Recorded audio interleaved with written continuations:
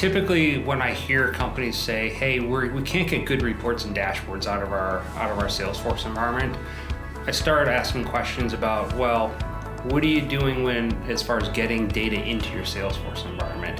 Is everything going into your environment?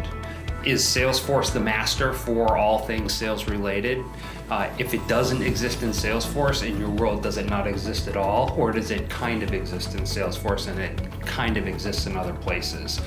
Typically, I hear a key thing there. The key thing is, there are some things that just we can't handle in Salesforce. There's some exceptions, and I love exceptions. What that tells me is there's some other stuff that people didn't think about that we need to think about how we're going to deal with in Salesforce, so everybody does it the same way.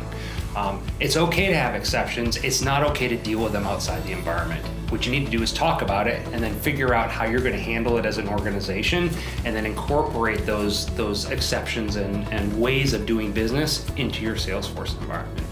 The second challenge that I often see is there's so much information that has been configured in Salesforce for people to enter that it's overwhelming.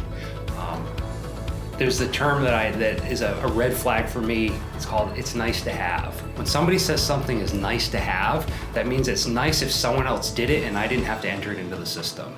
So what I often ask companies to do is, let's take a look at what we're entering in for things like opportunities in Salesforce, and what's the key data that somebody really needs to put in there for the organization to be successful, and focus your users on that. Just show them that as they're moving through the sales process, so they can quickly enter information into the system and give you the answers to the business questions that you're looking for.